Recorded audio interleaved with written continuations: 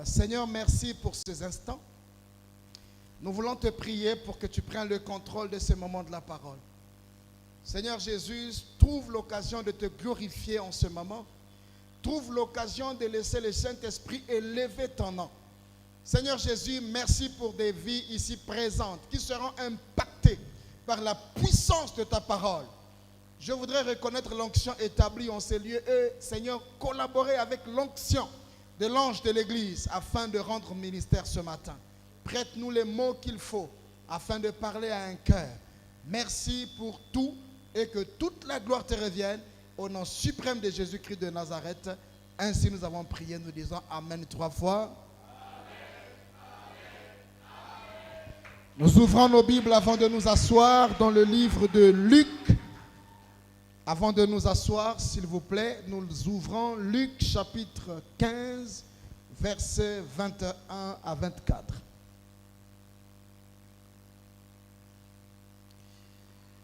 Luc chapitre 15, oui, un lecteur? Ok. Luc chapitre 15, versets 21 à 24, je lis dans le nom de Jésus. Les fils lui dit, « Mon père, j'ai péché contre le ciel et contre toi. Je ne suis plus digne d'être appelé ton fils. » Mais le père dit à ses serviteurs, « Apportez vite la plus belle robe et l'en revêtez. Mettez-lui un anneau au doigt et des souliers aux pieds. Amenez les veaux gras et tuez-les. Mangeons et réjouissons-nous. Car mon fils que voici était mort et il est revenu à la vie. Il était perdu et il est retrouvé. » Et ils commencèrent à se réjouir. Amen. Parole du Seigneur, nous pouvons acclamer très fort. On peut s'asseoir, merci. Je voudrais intituler le message de ce matin « La vie du maître ». La vie, pas la vie de la vie, avis, point de vue. La vie du maître. Comme on disait à quelqu'un, quel est ton avis? Voilà, la vie du maître. Cette belle histoire se raconte par Jésus-Christ qui nous parle du fils prodigue. Et nous savons tous que le fils prodigue a fait marquer son temps. Et nous savons tous que le fils prodigue, beaucoup de personnes ne l'aiment pas, beaucoup de personnes prêchent contre le fils prodigue, beaucoup de personnes disent que le fils prodigue n'était pas bien. Mais ici, nous allons apprécier quelque chose de très important. Je voudrais faire un petit rappel sur l'histoire. Un homme avait 2 fils, et de ces 2 fils, l'un, il appela les 2. Et le premier dit à son père, « Mon père, je voudrais que tu me donnes ma part d'héritage, la part qui doit me revenir. » Or, vous savez, naturellement, l'héritage ne se donne pas du vivant. Du vivant des parents, on ne donne pas l'héritage. Vrai ou faux? Tu ne peux pas aller voir ton père et lui dire, « Papa, donne-moi ma part. » Il va te donner une part, mais pas l'héritage. L'héritage n'est héritage que quand il y a un testament et quand le testateur meurt, ainsi l'héritier entre en possession de son héritage. Mais le cas de ce fils m'étonne. « Mon père, donne-moi la part qui doit me revenir, ma part d'héritage. » Son père, sans hésitation, prend la part d'héritage, il a remis au fils. Et quand le fils prend la part d'héritage, qu'est-ce qu'il fait? La Bible dit qu'il s'éloigna, il alla dans un pays lointain. Et qu'est-ce qu'il est allé faire avec cette richesse? Il s'est mis à se réjouir, il a dilapidé la richesse, il a brûlé la part d'héritage qu'il avait reçue en un temps record. En vivant dans la débauche, nous dit la Bible, en vivant dans la pagaille, il était devenu un nouveau riche sur cette nouvelle terre. Quelques années après, la Bible précise que le fils se retrouva dans le besoin. Et étant dans le besoin, qu'est-ce qu'il fait? Il va aller chercher chez les gens qui élèvent les pourceaux,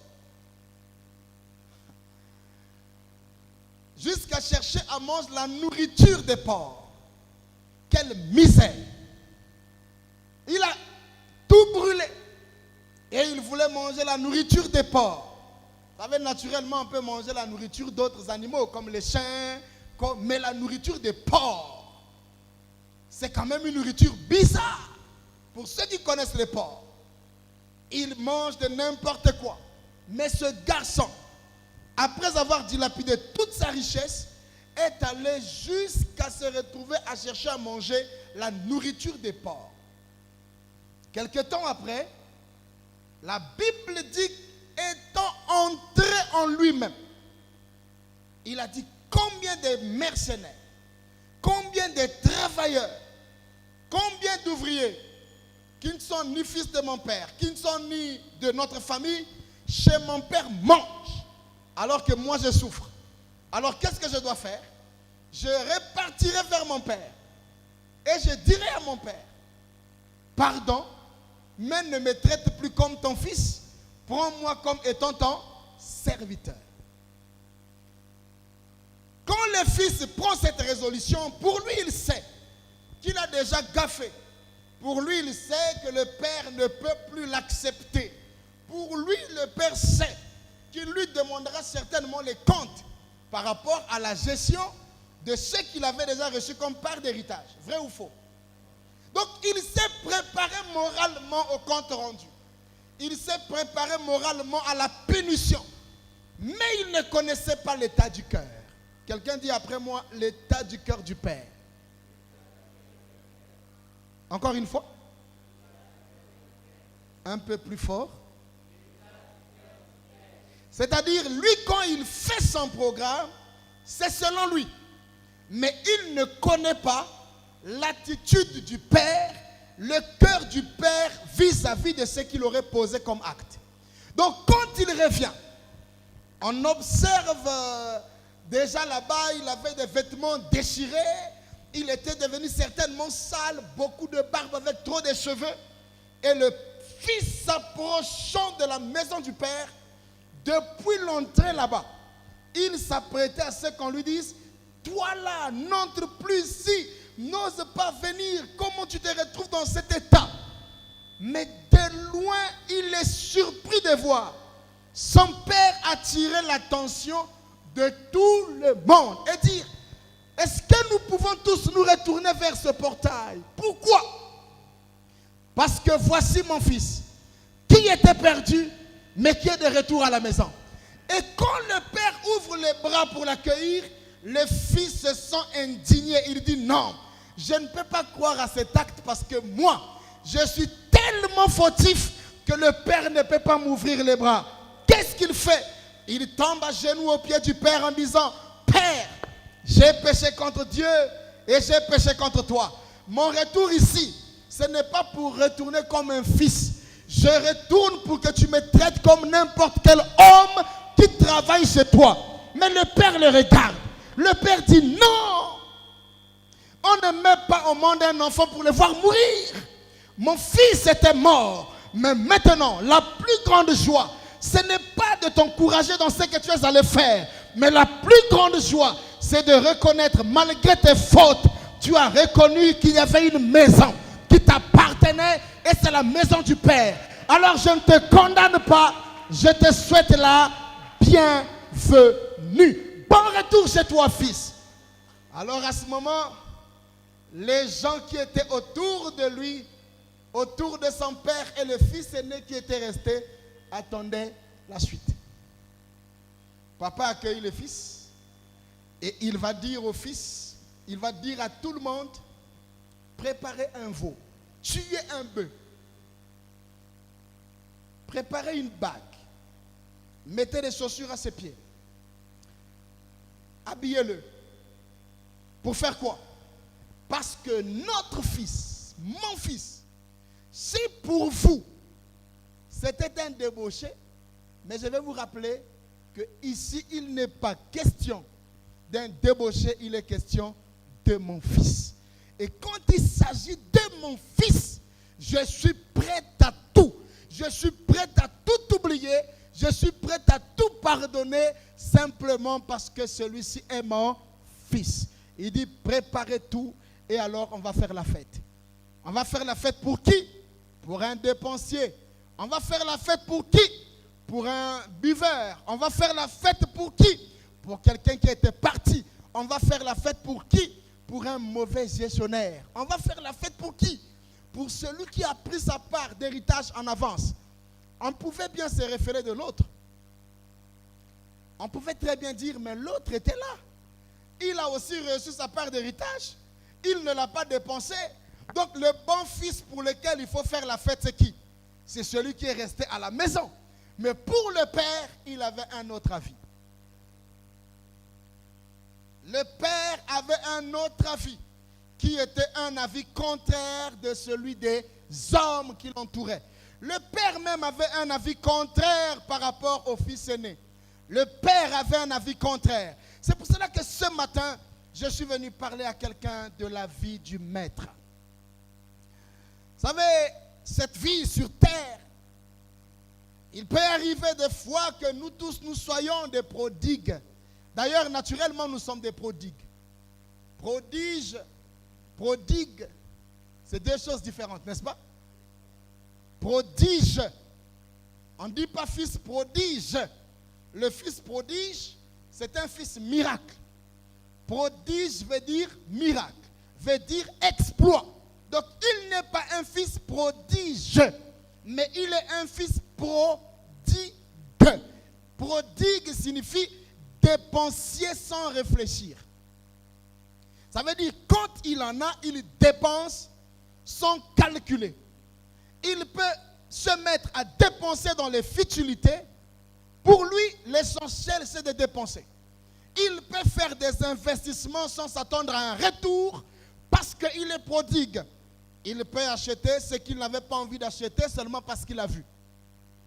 Il peut aller manger dans un endroit juste parce qu'il en a dans la poche sans réfléchir qu'il n'a pas encore payé le loyer. Il peut aller se faire plaisir dans un bien de ce monde simplement parce qu'il a vu un ami le faire. Un prodigue, naturellement, c'est quelqu'un qui, sans réfléchir, pose des actions, mais des actions qui sont nuisibles à sa propre vie. Un prodigue pose des actions, mais les actions qui ne sont pas seulement toxiques à sa propre vie, mais toxiques aussi à la maison du Père. Il sort dans la maison du Père sans être prêt. Il s'en va sans être un bon gestionnaire. Et quand il arrive, il brûle tout. À ce moment-là, il se rend compte qu'il faut être conscient dans la vie, mais après avoir tout perdu. Vous savez, naturellement, nous nous comportons comme des prodigues. Oui, des prodigues sont nombreux. Ils viennent même à l'église, ils trouvent que l'église n'est pas un véritable endroit d'investissement. Quand ils viennent à l'église, avant d'être à l'église, ils ont fait la plus grande dépense. Mais la dépense la plus réfléchie est celle qu'on fait à l'église. Alléluia. Ta manière de dire amen me dérange. Ça me dérange toujours. Voilà, ça commence à venir. Donc, ainsi, nous avons le frère, je ne connais pas le nom, mais le frère prodigue. Cet homme, la Bible nous dit qu'il est resté, il est entré en lui-même. C'est l'une des étapes les plus importantes qui marquent la vie de cet homme. Ce qui va marquer sa vie, c'est la résolution qu'il va prendre. Il prend une résolution. Donc, derrière une résolution se trouvait sa résurrection. S'il était mort, pour qu'il ressuscite, il fallait qu'il prenne une résolution. Et même la Bible dit, à tes résolutions répondra le succès. La Bible ne dit pas, lorsque tu vas faire tout le temps en train de douter de ce que Dieu est capable de faire, que le miracle viendra. Non, il dit à tes résolutions. Une résolution, c'est quoi? C'est une décision réfléchie. Amen. Oh, amen. C'est une résolution c'est une réflexion réfléchie. C'est une décision réfléchie. Je décide, mais la décision que je prends n'est pas une décision qui vient de comme ça. Elle me vient d'une bonne réflexion. elle me vient d'une suite logique de pensée. J'ai eu le temps de m'asseoir. J'ai eu le temps de calculer. J'ai eu le temps de regarder les pour et les contre. J'ai eu le temps de dire ça je fais ou je ne fais pas. Et j'ai eu le temps de mettre en priorité mes pensées. C'est ce qu'on appelle par résolution. Vous savez, je vais parler un tout petit peu de l'attitude des hommes, du frère qui était à la maison. Le frère, il est à la maison, il est avec papa. Il croit que c'est lui qui est bon. Naturellement, c'est lui le bon. Parce que l'autre s'est mal comporté. Naturellement, l'homme a apprécié. C'est lui, le grand frère. Naturellement, je n'ai jamais eu un casse-tête comme tous les enfants. Mais celui-ci, c'est mon fils bien-aimé parce que depuis qu'il est là, il ne m'a jamais causé de problème. Voilà le grand frère. Le grand frère est bon, il est calme, il ne bouge pas, il fait tout ce que papa lui dit. En tout cas, c'est un enfant bien. Oh, le grand frère. Mais seulement le grand frère ne supporte pas le retour du cadet. Il ne supporte pas. Pourquoi il ne supporte pas? Il dit, mais papa, je suis resté longtemps des années. Je n'ai jamais gaspillé même un seul fil. Comment se fait-il que tu ne fais pas de fête pour moi? Voilà l'attitude du grand frère. Il ne sait pas que ce qu'il est en train de poser comme acte de jalousie, il le fait à son propre cadet de sang. Pourquoi il se comporte comme ça? Parce qu'il n'a pas le même avis que le Père. Vous savez, Dieu ne nous accepte pas de la même manière que les hommes nous acceptent. La manière dont Dieu nous regarde, ce n'est pas de cette manière que les hommes nous regardent. L'homme peut aujourd'hui être ton meilleur ami et demain être le plus grand traître. Donc, celui qui donne un avis favorable aujourd'hui peut donner un avis négatif demain. Le même chef qui t'apprécie, qui te loue et qui te célèbre au milieu de tous, il peut arriver un jour que ce soit le premier qui signe une note pour te licencier. Il peut arriver des fois que dans notre marche avec Dieu, que nous puissions nous appuyer sur les hommes, croyons que les hommes sont de notre côté et nous tournons le dos contre celui qui a la vie favorable jusqu'à ce qu'un jour ceux qui nous louaient nous abandonnent. Alléluia. Dieu n'a jamais vu l'homme comme les hommes les regardent. Dieu ne t'apprécie pas comme les hommes t'apprécient. Qu'est-ce que nous remarquons avec ce Père? La première chose, c'est que le Père a donné une part d'héritage, mais la part donnée par le Père n'a pas empêché au Père de continuer à organiser un festin pour le Fils. Aucune maison ne se construit en regardant le chantier et en se disant j'ai trop dépensé, je ne peux plus continuer à dépenser parce que j'ai déjà donné. N'est-ce pas, papa? Vous avez acheté le ciment, le gravier, le sable, et le chantier commence. Mais quand vous avez acheté le premier gravier et le premier camion de sable, vous avez fait une très grande dépense. À ce moment, quand le chantier commence, les ouvriers vous appellent. Ils vous disent, il manque de l'eau. Et vous dites aux ouvriers, non, moi j'ai déjà acheté ce qu'il fallait, débrouillez-vous comme vous devez vous débrouiller, parce que moi j'ai déjà tout fait. Est-ce qu'on fait comme ça? Qu'est-ce qu'on va faire? On va continuer à acheter de l'eau. Et après avoir acheté de l'eau, les ouvriers vont vous dire, ils n'ont pas de ration. Vous dites, non, vous avez déjà mangé chez vous. Parce qu'avant de venir au travail, vous avez déjà mangé. Quand les ouvriers vous disent qu'ils ont faim, qu'est-ce que vous allez faire? S'il vous plaît, on dirait qu'il y a des gens qui n'ont jamais encore construit. C'est que Dieu donne l'onction de construction. J'ai dit que Dieu te donne l'onction de construction. Que tu construises. Lorsque tu as acheté la ration, est-ce que c'est fini? Aussi longtemps que tu seras en train de construire, quel est le mot le plus présent que tu vas utiliser? C'est le mot? Pardon? Dépense. Pourquoi tu dois dépenser? Ce n'est pas parce que tu en as assez, mais parce que tu t'es engagé dans un projet et tu dois amener le projet jusqu'à la fin. Si tu vois la dépense, tu n'amèneras pas le projet à la fin. Mais c'est la détermination de finir ton projet qui t'amènera à dépenser et à ne jamais regarder la dépense. Or, en réalité, le père avait donné une part d'héritage. Mais puisqu'il sait qu'aussi longtemps il n'est pas encore mort, il doit prendre soin de son fils, même si le fils avait déjà tout dépensé, même quand le fils revenait les poches vides, le père avait toujours le droit de continuer à dépenser parce que c'était le fils à sa charge. Vous savez, beaucoup de gens ne sont pas des jusqu'au-boutistes. C'est le mot. Beaucoup de gens ne sont pas des jusqu'au-boutistes. C'est-à-dire, ils commencent. Quand ils commencent, pasteur, ils ont le plus grand zèle qu'on n'a jamais vu sur la terre. Mais en tout cas, ce zèle, c'est un feu de paille. À peine on voit le feu commencer, le feu prend de l'ampleur. Mais malheureusement, c'est un brasier qui ne va pas durer. On vient à l'église, parfois on a le zèle, mais le zèle, au fur et à mesure, les jours et les minutes qui passent, les épreuves arrivent, le zèle finit par se refroidir. Et tous ceux qui brûlent, qui font des brochettes, quand ils savent que le feu n'est pas là, qu'est-ce qu'ils font? Pardon? Quand ils font les brochettes là, ils brûlent la viande. Et qu'ils sentent que le feu a diminué, la viande n'est pas encore cuite. On fait quoi? On enlève le feu, on enlève le bois, et on dit de toutes les façons, la viande là est trop dure, je ne vais pas continuer à mettre le bois, je vais rentrer chez moi. C'est ce qu'on fait. Qu'est-ce qu'on fait? On va encore aller prendre d'autres bois. Pourquoi on met?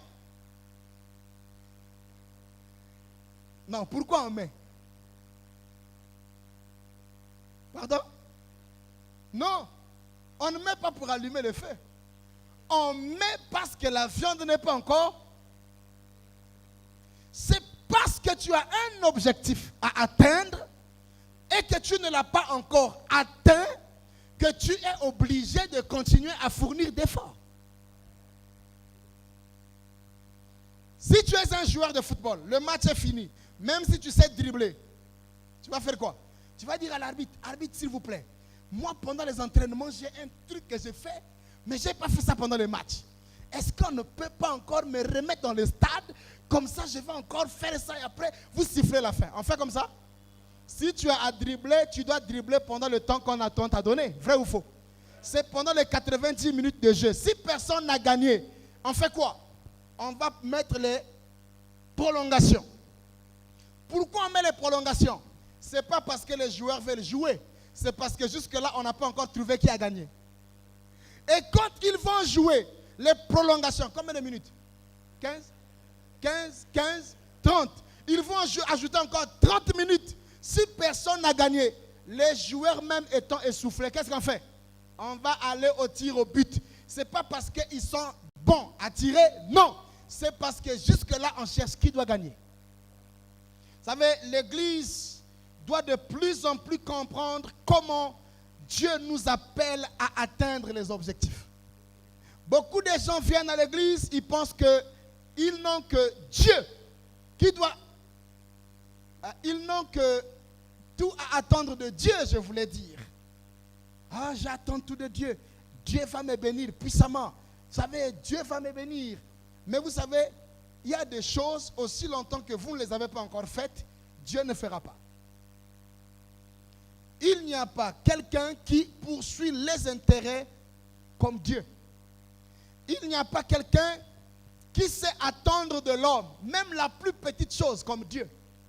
Il n'y a pas quelqu'un qui, avec toute la richesse qu'il a, peut continuer à attendre même du plus pauvre.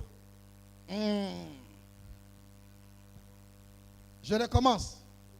Il n'y a pas quelqu'un, aussi riche qu'il soit, qui peut attendre d'un pauvre ou continuer à attendre même du plus pauvre comme Dieu.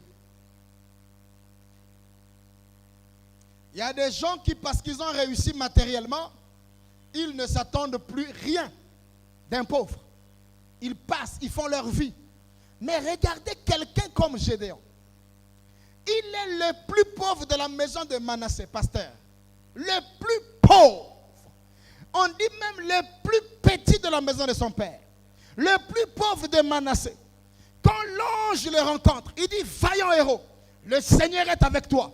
Il lui a dit, il lui a parlé, et à la fin, Gédéon lui dit, je ne peux pas te laisser partir parce que tu dois attendre que je t'apporte mon offrande, que je t'apporte du gâteau et du fromage. Imaginez-vous, quelqu'un qui se présente en disant, je suis déjà pauvre. Ok? Je suis pauvre. La maison de mon père est la plus pauvre. Donc quand on a fait renseignement dans tout Kinshasa, là on a vu que donc vraiment la famille la plus pauvre, c'est leur famille. Mais à ce moment-là, lui qui dit à l'ange qui vient de la part de Dieu, moi je suis pauvre, tu ne peux pas compter sur moi. Donc après avoir donné le message, qu'est-ce que tu vas faire? Monsieur l'ange, va-t'en, parce que moi je suis d'une famille pauvre, je n'ai rien à vous offrir. Dieu ne peut pas envoyer quelqu'un sur la terre nu. Nous naissons nus, mais nous ne naissons pas vides. Ainsi donc, Dieu peut attendre même de celui qui n'a rien quelque chose. Ta manière de dire amen me dérange. Dieu a attendu de quelqu'un qui était plus pauvre une offrande. Il dit, attends, je vais aller faire mon offrande. Il est parti, il a préparé le fromage, il a préparé le lait. Après avoir fait tout ça, il revient. Et l'ange n'a pas dit non, pitié, tu vois, j'ai pitié de toi, jeune homme. Toi-même, tu es un gamin. En plus, avec tout ce que tu as expliqué, moi, j'ai un cœur d'amour, j'ai un cœur de Dieu, moi, j'ai un cœur de compassion. Qu'est-ce que tu vas me donner encore? Tu n'as rien. Non, ça, c'est la vie des hommes qui pensent que quand on est pauvre, on n'a rien à offrir. Mais selon la vie de Dieu, même quand on n'a rien, on peut ôter. Ça veut dire, si on peut ôter, ça veut dire même le pauvre a quelque chose. À celui qui n'a rien, on ôtera. Bon, moi je n'ai rien, on va ôter quoi? Donc, en réalité, celui qui dit qu'il n'a rien est simplement quelqu'un de mauvaise foi. Parce que s'il n'y a pas la mauvaise foi, on trouverait toujours quelque chose à faire. My God. Imaginez-vous cette femme. Non, la vie du maître, ça me complique. Ça me complique. Imaginez-vous. Cette maman, son mari est prophète. Et il travaille sous les pieds d'un prophète puissant et riche comme Élisée. Parce que n'oubliez pas que Élisée était un prophète béni. On a amené une offrande à Élisée et Élisée a dit non, vous pouvez repartir avec parce que l'homme de Dieu aussi en a. Imaginez-vous. Donc ce n'était pas un petit prophète, c'était un grand prophète. Et cet homme travaillait avec le prophète. Mais malgré qu'il travaillait avec le prophète, il meurt, il laisse quoi? Des dettes. Et la femme se retrouvant en difficulté, reçoit le bailleur. Et le bailleur dit, bon madame, ton mari est mort, je vais prendre tes 2 enfants là, ils vont aller faire les champs pour moi. Comme ça, lorsqu'ils auront épongé la dette laissée par ton mari, ils vont être libérés. Donc la femme a déjà dette. D'accord? La femme a dette. On veut prendre ses enfants en gage. Donc c'est une maman en souffrance. C'est une maman en situation difficile qui a besoin de quoi? Elle a besoin d'aide. Elle a besoin de la compassion. Mais à ce moment-là, elle va voir qui? Le prophète Élisée. Quand elle arrive chez le prophète, on va prendre mes enfants en gage, tout ça fait quelque chose. Naturellement, ce que le prophète allait faire, c'était quoi? Prendre l'argent, lui remettre, pour qu'elle prenne l'argent et aller payer la dette, afin qu'on lâche ses enfants. Non, le prophète ne fait pas ça.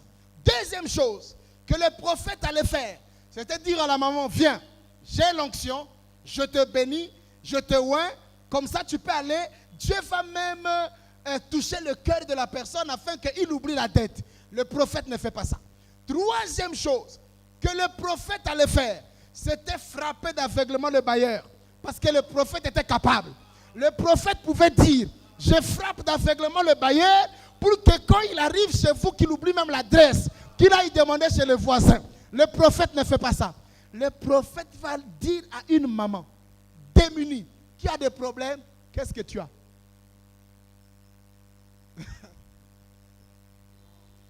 Donc, qu'est-ce que tu as dans ta maison? Et imaginez-vous la galère et la pauvreté de cette maman. Elle ne dit pas dans ma maison, j'ai un fauteuil. Elle ne dit pas dans ma maison, j'ai un panier. Donc, dans une maison, même si c'est un studio, comment dans toute votre maison, il ne peut y avoir qu'un flacon d'huile? Ça veut dire qu'il y a même des réponses, moi-même, quand je les lis. Je me dis donc, la maman là était dans une situation prête à mourir. Vrai ou faux? Il dit, prophète, je n'ai qu'un petit flacon. Vous voyez, quand on joue au ludo là, les petits flacons là, d'huile, c'est ce qu'elle a comme richesse. Mais là, le prophète va dire, ah madame, toi, ta situation ne peut pas être résolue.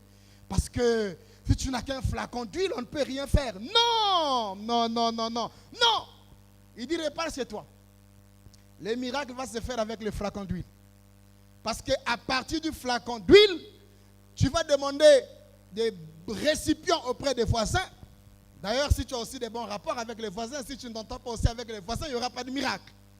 Vous voyez, aucun miracle ne tombe comme ça parce que Dieu veut faire les miracles. Il y a des miracles qui viennent, Dieu tient compte de ce que vous êtes et de ce que vous faites. Vous n'avez pas bon rapport avec les voisins, mais vous voulez que les voisins vous prêtent les récipients. À ce moment-là, le miracle qui était disponible, le miracle ne viendra plus. Ce n'est pas que Dieu ne peut pas faire, mais vous êtes en conflit avec les voisins. Donc, elle prend les récipients, elle rentre dans sa maison, elle commence à remplir les récipients avec ce petit flacon d'huile. Et quand ça se remplit, tous les récipients se sont remplis à la dernière minute. Elle regarde un récipient vide, il n'y en a plus. Qu'est-ce qu'elle fait? Elle repart chez le prophète. Le prophète lui dit, tu as rempli, tu as eu des récipients, d'accord, va vendre. Quel est ce prophète qui ne fait aucune prière pour quelqu'un qui veut lui poser un problème? C'est quel type de prophète? Tu as déjà dit que je cherche le bidon. J'ai eu. Tu m'as demandé de remplir les récipients. J'ai rempli. Maintenant, la suite, c'est quoi? Prophète, fais quelque chose pour que je règle la dette là à la minute. Non, va vendre. Il dit, quand tu vendras, l'argent que tu auras, tu payeras ta dette et les autres bidons et le peu d'argent qui restera, tu continueras le commerce et tu vivras toi et tes enfants. À notre époque, on dira c'est un prophète sans onction. À notre époque, le jugement des gens sur ce prophète serait sévère. Parce que nous sommes à une époque où jamais le diable ne s'est levé pour combattre pas ses enfants. Parce qu'il ne combat pas ses enfants, mais il combat l'église. Et qu'est-ce que le diable il fait? Il suscite des incrédules. Des gens qui ne croient pas à ce que l'église fait comme bonne action, mais les gens qui se mettent à diaboliser l'église sur certains sujets. Et vous allez voir, beaucoup de gens de plus en plus se refroidissent parce qu'apparemment, ils ont affaire à des Élysées.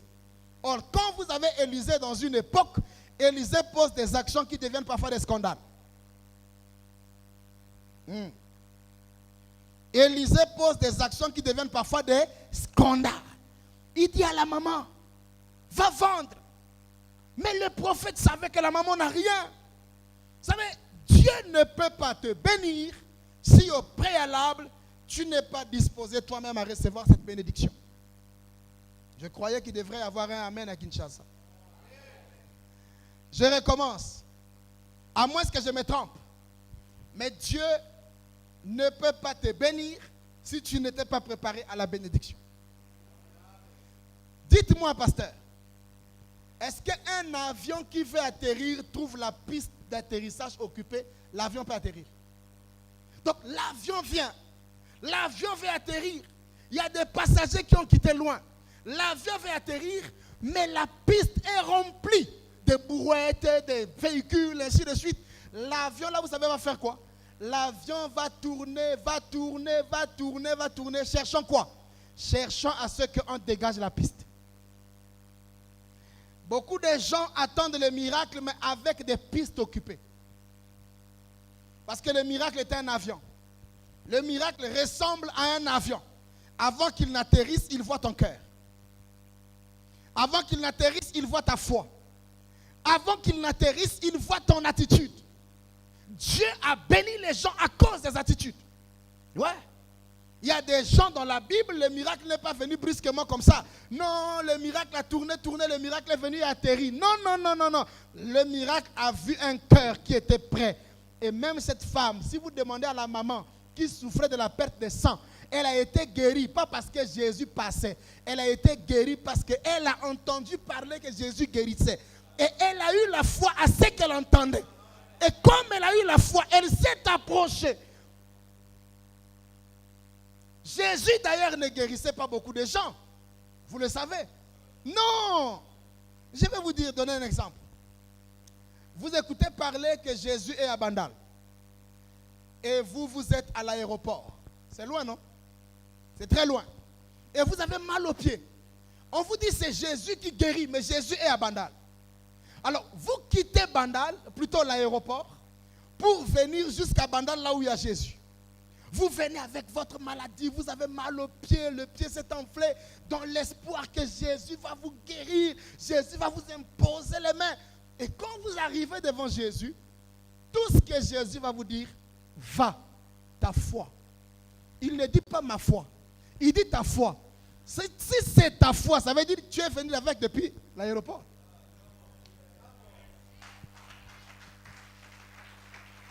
En réalité, il veut te dire, tu n'avais pas parfois besoin de te déplacer.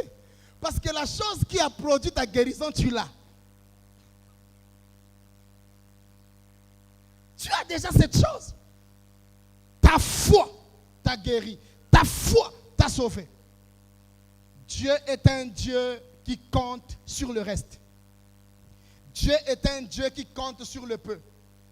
Il n'y aurait pas 12 paniers s'il n'y a pas 3 pains et 5 poissons. Jamais de la vie. Allez-y vous renseigner auprès de Pierre pour qu'il ait une perce miraculeuse, il fallait qu'il ait une barque. Dieu ne navigue pas dans le vide, Dieu navigue sur des choses. Pour que la mer s'ouvre, il a fallu d'abord que Moïse ait un bâton. Pour qu'un serpent sorte devant Pharaon, il a fallu que Moïse jette le bâton. Pour que la veuve de Sarepta oublie le projet de la mort et de la mort de son fils, il a fallu d'abord qu'il donne le peu qui lui restait, qu'il nourrisse les prophètes. Vous savez, beaucoup de gens pensent qu'ils ont trop fait. Ils ont trop fait. Mais si vous regardez la construction d'une maison, ce que coûte une maison 3 chambres, salon, naturellement, si vous voulez construire une maison 3 chambres, salon, cuisine, douche à Kinshasa, ici, c'est combien? Estimons. Avec combien à peu près? Pardon? Construire. Oui, pour construire, ça veut dire que vous construisez une maison 3 chambres, salon, cuisine, douche. À peu près combien? 40 000 $. Donc 40 à 45 000 $, là vous avez une maison finie, vous venez habiter. C'est ça? Bon, maintenant imaginez-vous que quelqu'un il vient à l'église, on lui dit qu'il a une place au ciel. Il va au ciel. Et il veut aller au ciel, il faut qu'il ait une maison. Mais pour construire la maison, on te dit que la banque ou le lieu où tu dois déposer l'argent où on te construit, c'est ici. Et toi, tous les jours, tu arrives, tu penses que ta maison va être construite. Mais quand tu comptes ce que tu as déjà donné à Dieu, ça ne fait pas 50 000 $. Et vous savez, quand naturellement on a trop de problèmes et quand on est trop pauvre, on pense beaucoup à la mort.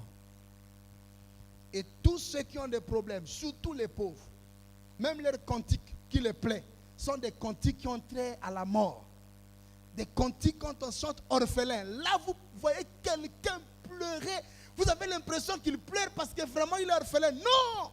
En fait, c'est la situation qu'il est en train de vivre qui le fait pleurer. Dans une église de pauvres, au moment d'adoration, les gens qui versent les larmes pour les dettes qu'ils ont laissées. Et ils sont en train de penser, ah Dieu, après le culte ici, le bailleur m'attend, comment je vais faire? Et ils pleurent. Et là, quelqu'un va dire, oh, la présence de Dieu est manifeste. Voilà pourquoi dans une église, quand les gens sont bénis, l'adoration devient vraie. Ta manière de dire amen me donne envie de couper. Vous savez,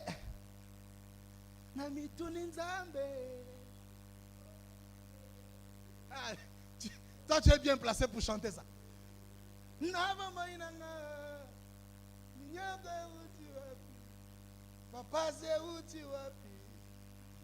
tu vois quelqu'un.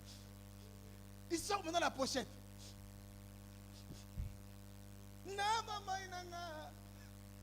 Deuxième dose. Il augmente. Là il pleure.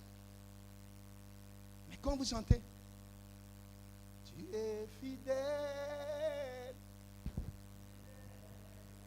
Vous pouvez regarder. Voilà, tu sens qu'il est fidèle, vraiment fidèle. Quand il est en train de penser à ses problèmes, il est dans ses calculs, il est dans ses têtes, ainsi de suite.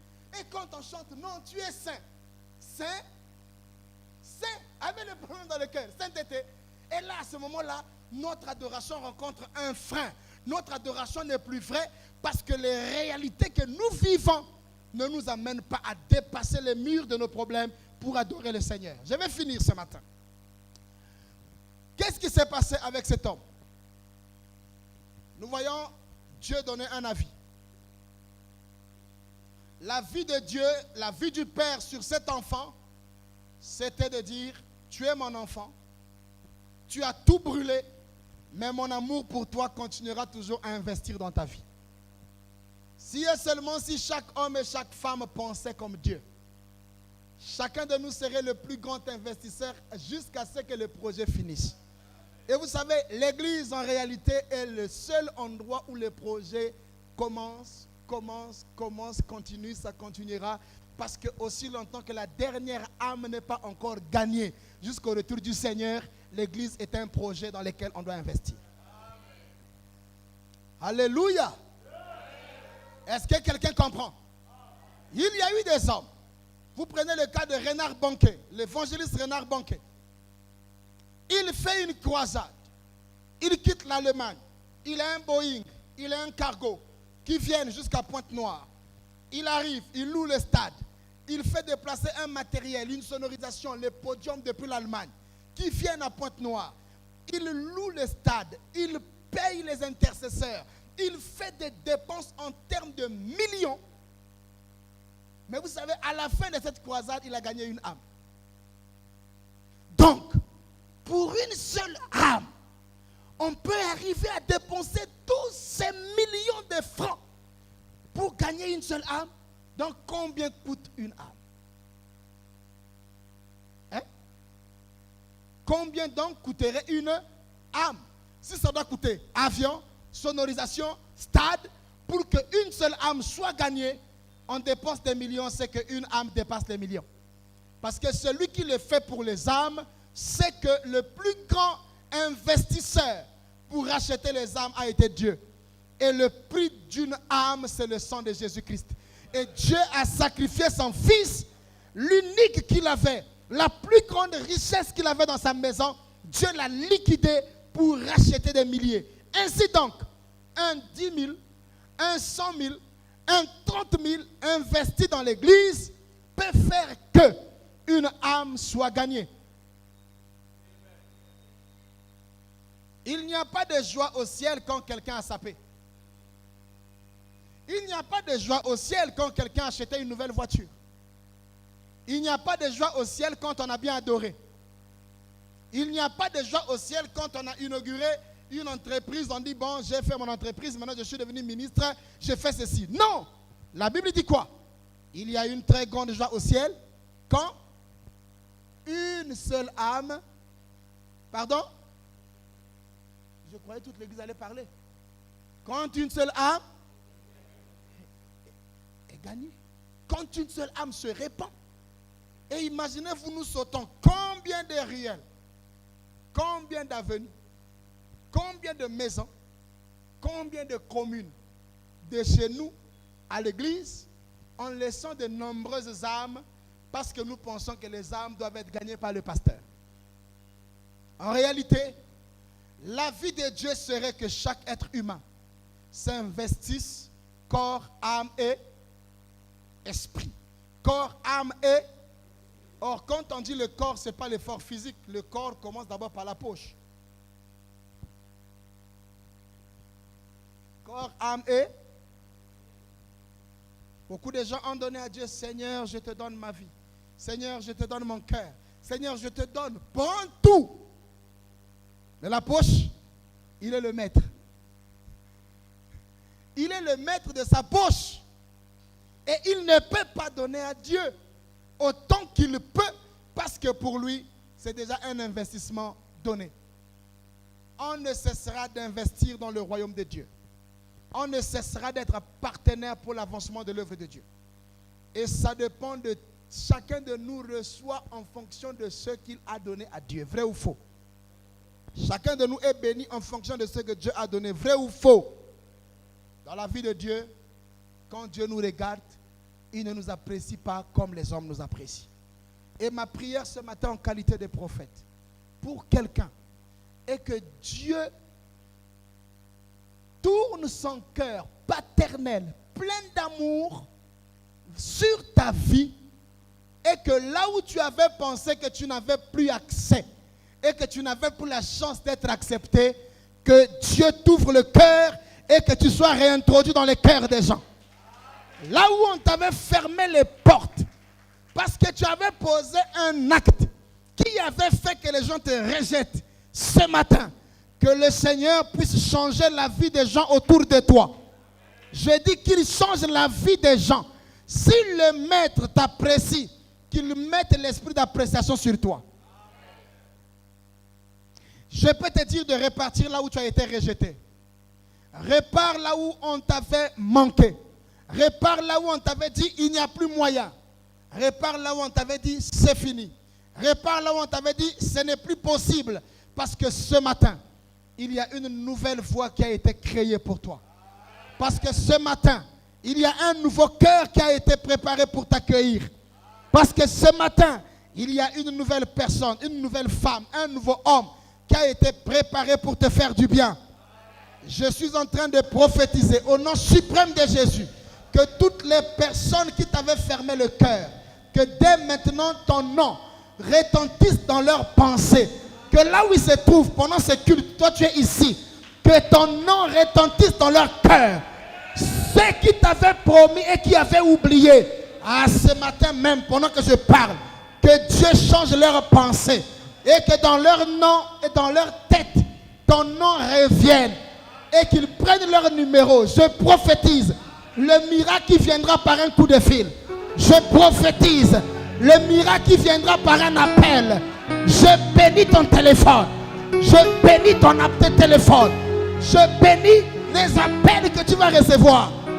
Avant même que tu n'arrives, que quelqu'un te dise j'avais déjà pensé à toi. Je déclare ce matin que là où tu avais perdu la force, que tes ailes poussent et que tu reprennes l'envol et que tu puisses voler comme un aigle.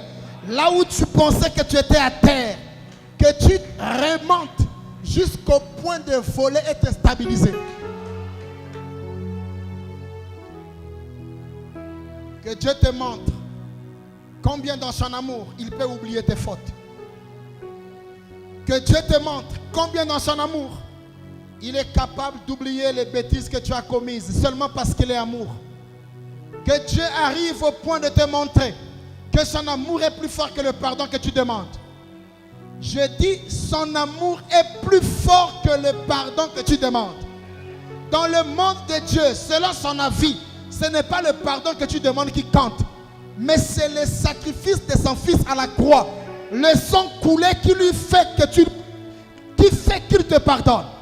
Chaque fois que tu demandes pardon, c'est le sacrifice de la croix qui t'amène à recevoir le pardon. S'il n'y avait pas le sang, il n'y aurait pas pardon. S'il n'y avait pas ce cœur d'amour, personne n'entrerait dans sa maison. Nous étions tous des fils prodigues, perdus. Mais de retour, Dieu nous a regardés autrement. Dieu nous a regardés avec un cœur d'amour paternel. Il a dit, c'est mon fils. Il a fait des erreurs. C'est ma fille, il a fait des erreurs. Mais je l'accueille à nouveau. Dieu va te donner des personnes qui vont te redonner l'amour que tu avais perdu. Le Seigneur va te redonner, va te remettre dans un endroit où on n'avait plus confiance en toi. Les paroles négatives qui ont été dites à ton sujet n'ont pas autant d'effet que l'amour de Dieu. Parce que l'amour de Dieu est plus fort que la condamnation des hommes. Et là où les hommes t'ont condamné, tu peux ce matin dire alléluia Seigneur, je te dis merci. Merci pour ton amour. Et puisque tu m'as aimé, moi aussi je vais te prouver mon amour en étant un partenaire. Pour continuer à fermer mes yeux et à te donner comme je n'ai jamais calculé. Est-ce qu'on peut se lever pour prier une minute?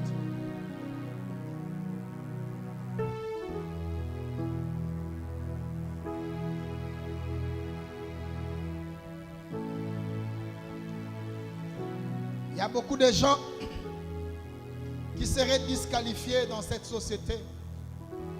Mais l'amour de Dieu les a conduits sur des routes. Et quand ils se regardent, ils disent, je suis le fruit de l'amour de Dieu. Vous savez, si Dieu regardait l'attitude et la conduite de chacun, jour après jour, minute après minute, certains n'entreraient pas dans cette porte. Dieu pourrait dire depuis la porte là-bas, stop, stop, stop, stop, stop. Parce qu'à peine tu m'avais dit que tu m'aimais, mais l'acte que tu as posé montrait que tu m'avais trahi. Mais son amour de Père. Parfois nous disons merci à Dieu pour beaucoup de choses, mais nous oublions de lui dire merci pour l'amour. Seulement cet amour